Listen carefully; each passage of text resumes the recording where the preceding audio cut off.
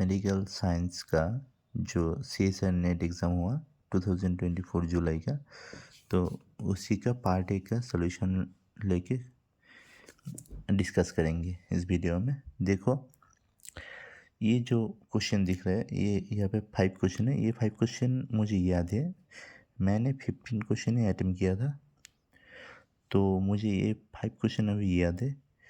तो मैं ये जो 5 क्वेश्चन है, इसका सॉल्यूशन कर रहा हूँ। और कुछ मतलब क्वेश्चन का तो टाइप सेम है, मतलब डिजिट का कुछ चेंज हो सकता है। सिंस जैसे यहाँ पे 4499 है, मे बी यहाँ पे 4439 था। इस तरह कुछ प्रॉब्लम हो सकता है, क्योंकि मुझे एग्जैक्ट याद ना भी रह सकते हैं ना। तो मेरा हिंदी थोड़ा वीक है, तो एडजस्ट करना। तो देखो, एक क्वेश्चन किया था कि there was given a right angle triangle and उसका हाइपोटेन्यूज दिया हुआ था 17 सेमी एंड बोला था फाइंड द पॉसिबल एरिया। ये तो इजीली से कर सकते हो, क्योंकि by the Pythagoras theorem you know that height square plus base square ना, you know that height square plus base square equal to hypotenuse square. Here hypotenuse is 17, तो 17 square को तुम क्या लिख सकते हो? ऐसा कोई दो नंबर है जिसका स्क्वायर करने के बाद 17 स्क्वायर आ सकते हैं? ये तो तुमको पता है, तुम तो क्लास 8 क्लास 9 10 में ये बहुत बार कर चुके हो ना।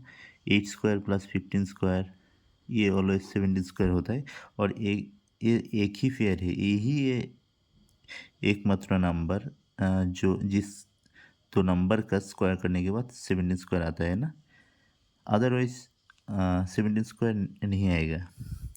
मतलब ये जो नंबर है, यही ऐसा नंबर है जो क्या नेचुरल नंबर है। अदरवाइज तुम फ्रैक्शन करके तो कर सकते हो, पर यह पे फ्रैक्शन नहीं चलेगा।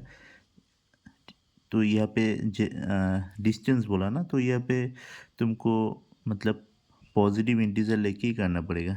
ओके, ज़्यादा कॉम्प्लिकेट नहीं कर सकते हो ना यहाँ पे।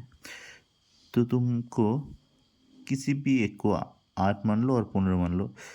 According to my diagram, here I considering the height is 15 and base is 8, then the area will become what? You know the formula of area, half into base into height na, that means half into base क्या है 8 and height क्या है 15. Oh, this is semi square.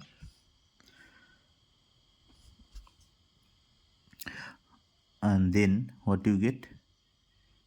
4 into 15, that means 60 semi square. This is your answer. So your option A is correct. And see the next question. Next question was, this is a good question. ये क्या था कि when the baby born, the ratio of father and mother was 4:3. When the baby was 4 years, father age become 36. Then find the age of mother at that time. That means when the father was 36, and at that time what was the age of mother? This is the question. Okay, this is not too tough question. When the baby was 4 years, see the ratio of father and mother, it was given 4:3. And when the baby age of baby was 0 na, when the baby born, that time the age was 4:3. And when the baby age becomes 4, and that time father age was given 36. So when the baby is 0, that time what was the age of father? That is 4 years ago father का as क्या था? 4 years ago father का as क्या था? 4 minus करो तो इस time पे ये जो रेशियो है, इस टाइम पे फादर का एज क्या था देखो, इस टाइम पे फादर का एज था 32। अगर इस टाइम पे फादर का एज 32, दैट मीन्स 4 का वैल्यू है 32, 1 का वैल्यू है 8 ना, 32/4 8। That time when the baby born, what was the age of mother? That time the mother age was 8 into 3 ना, 3 into 8, that means 24.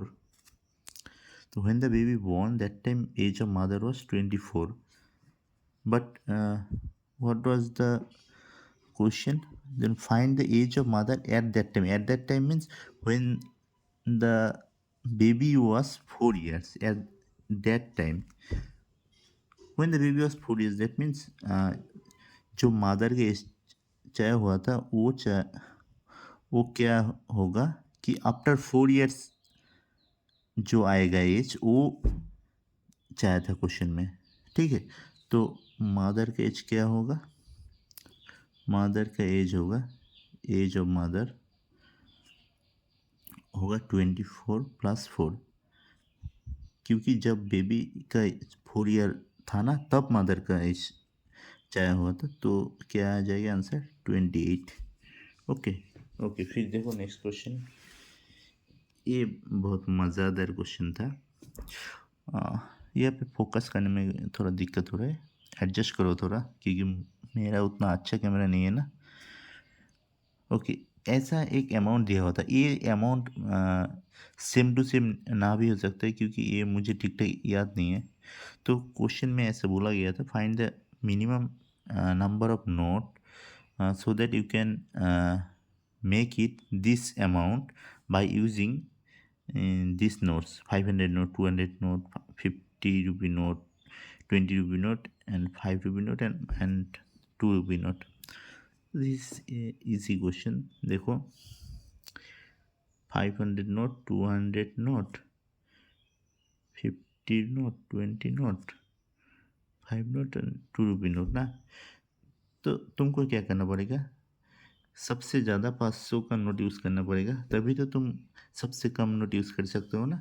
तो 500 के नोट कितना यूज़ कर सकते हो? अगर तुम 500 से ये जो रुपया दिया हुआ है इसको डिवाइड करोगे, इसको अगर 500 से डिवाइड करोगे तो तुम्हें क्या आ जाएगा? देखो, क्वेश्चन तुम्हारा 9 हो जाएगा ना। तो क्वेश्चन 9 नहीं होगा तुम्हारा, क्या होगा यहाँ पे? क्वेश्चन तुम्हारा 8 हो जाएगा, क्वेश्चन 8 हो जाएगा। अगर क्वेश्चन 9 दोगे तो 4500 आ जाएगा ना, वो तो ज़्यादा हो, क्रॉस करके जाएगा। तो क्वेश्चन अगर 8 दोगे तो रिमाइंडर क्या रहेगा? 499 ना, ये रहेगा तुम्हारा रिमाइंडर। तो फिर इसको दो, अगर 200 रुपये का नोट यूज़ करोगे तो रिमाइंडर क्या रह रहा है? 99। फिर तुम 50 का एक यूज़ करो तो रह रहा है क्या? 49 ना। फिर 20 का 2 नोट यूज़ करोगी तो क्या रहेगा? 9। फिर 5 रुपये का 1 नोट यूज़ करो तो क्या रह रहा है? 4। और 2 रुपये का 2 नोट यूज़ कर लो, हो गया। तो तुम्हारा मिनिमम नंबर ऑफ नोट क्या आएगा? ये है नंबर ऑफ नोट। तो 8 + 2 10, 11 12 13 14 16, 8 to 10 ना, 10 11 12 12 + 4 16, ऐसे ही था। तो यहाँ पे आंसर आ गया 16। तो यहाँ पे आंसर 16 आया, और एग्ज़ाम हॉल में अलग कुछ अलग आंसर आया था मे बी, क्योंकि ये जो नंबर है ये थोड़ा अलग था। मतलब यहाँ पे मैं सॉल्यूशन कह रहा हूँ ना, तो सॉल्यूशन सीखो तो काम आएगा ना। ओके, देखो फिर नेक्स्ट क्वेश्चन, ये थोड़ा मतलब अलग क्वेश्चन दिया था। यहाँ पे क्वेश्चन में नाम दिया हुआ था, मुझे नाम याद नहीं, इसलिए मैं ABC बोला। बोला था कि ये एक नेम है, मान लो कि ये क्या करे, नॉर्थ ईस्ट में 1 किलोमीटर गया बी पॉइंट में। बी पॉइंट में जाने के बाद वो साउथ डायरेक्शन पे आया सी में, और कितना दूर गया? 901 मीटर गया। तो यहाँ पे एक मज़ेदार चीज़ है क्या? ये मज़ेदार चीज़ क्या है कि 1 किलोमीटर जो है ना, ये एक ट्रायंगल का हाइपोटेन्यूज दिया हुआ है। ये जो ट्रायंगल है ना, इस ट्रायंगल को कंसीडर करना पड़ेगा। तो 1 किलोमीटर क्या है, 1 किलोमीटर मीन 1000 मीटर ना। और देखो, अगर इसको एक राइट एंगुलर ट्रायंगल मानो, ये तो राइट एंगल है ना, तो इसको अगर राइट एंगल ट्रायंगल मानोगे तो उसका हाइपोटेन्यूज है 1000। तो तुम बाई पिथागोरस थ्योरम तुम क्या लिख सकते हो कि 1000 इक्वल टू व्हाट लिख सकते हो। ऐसा कोई दो नंबर है जिसका स्क्वायर करने के बाद ये आएगा है। देखो, तुम अगर 800 स्क्वायर प्लस 600 स्क्वायर करोगे तो ये आ जाता है ना। तो एक ही पॉसिबल है कि 800 स्क्वायर प्लस 600 स्क्वायर और 600 स्क्वायर 800 स्क्वायर। तो only one possible is here ना। Okay, only one possibility is here. तो तुम्हें क्या करना पड़ेगा, किसी भी एक को 800 और 600 लिख सकते हो, पर अकॉर्डिंग टू डायग्राम। तो according to my diagram here, this distance, that means this height of the triangle, this is 800 and this is the base is 600.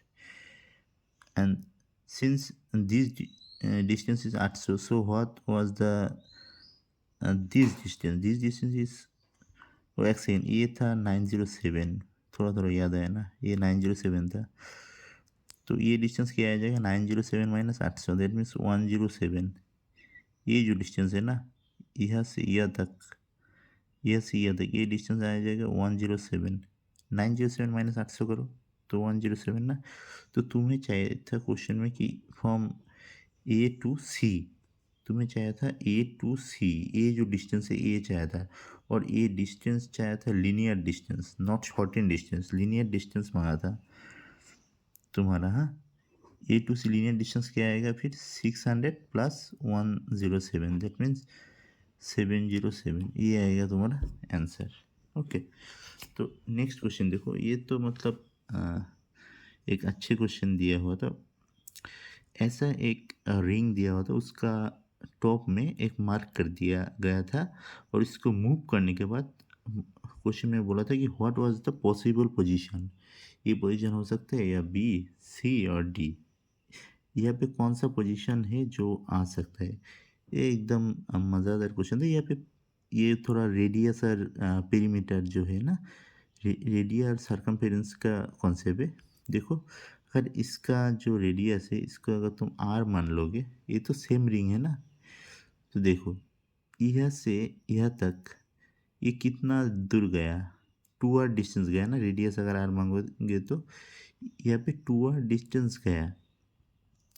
तो 2r डिस्टेंस जाने के बाद ये जो डिस्टेंस है, ये डिस्टेंस अगर ये पॉइंट से, ये जो टॉप पॉइंट दिख रहा है यहाँ से यहाँ तक, अगर इसका डिस्टेंस 2r का इक्वल होता है तो ये डायग्राम पॉसिबल है ना। तो दैट मीन्स ये जो टॉप पॉइंट था, टॉप पॉइंट से यहाँ तक, डाउन पॉइंट तक, इसका डिस्टेंस क्या है, ये जो मतलब सेमी पेरीमीटर है, ये होगा ना डिस्टेंस। ये जो डिस्टेंस गया, इतना डिस्टेंस गया ना यहाँ पे वो पॉइंट आने के लिए, तो ये डिस्टेंस क्या है, 2πr/2। अगर 2πr/2 इक्वल टू 2r होगा तब ये पॉसिबल है ये डायग्राम। तो ये पॉसिबल नहीं है ना, क्योंकि ये है πr, और pi R not equal to 2r ना, तो ये केस पॉसिबल नहीं है। देखो नेक्स्ट केस क्या है, ये पॉइंट सिर्फ फिर से टॉप पे ही आ गया, दैट मीन्स ये एक राउंड खाया। तो एक राउंड तो वो नहीं दे सकते, क्योंकि अगर एक राउंड देगा तो इसका डिस्टेंस तो सेम ही आया ना, 2r डिस्टेंस आया।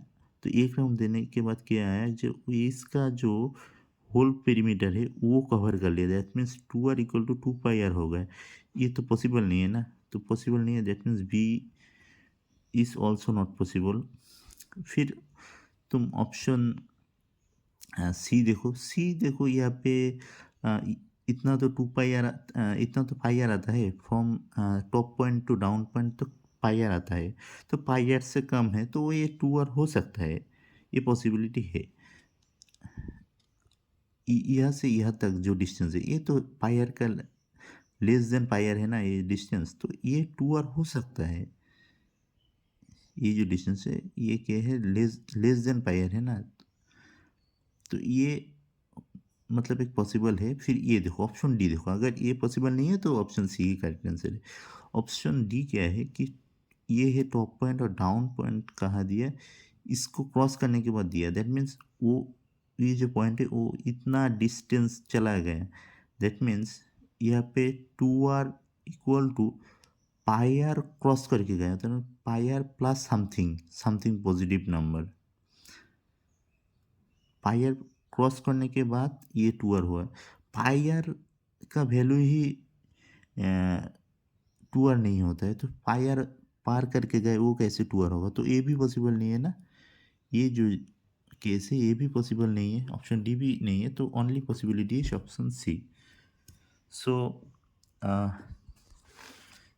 this was today's solution. Only these 5 questions I remember. ये जो 5 क्वेश्चन है यही मुझे याद है, उसके अलग और क्वेश्चन याद नहीं है। तुम लोग कमेंट करो, अगर पार्ट ए का तुम लोगों का और क्वेश्चन याद है तो कमेंट करो, मैं सॉल्यूशन दे दूँगा। अगर किसी क्वेश्चन में डाउट है तो कमेंट करना, मैं सॉल्यूशन दे दूँगा, ठीक है। और मेरा हिंदी थोड़ा वीक है तो एडजस्ट कर लेना। Thank you.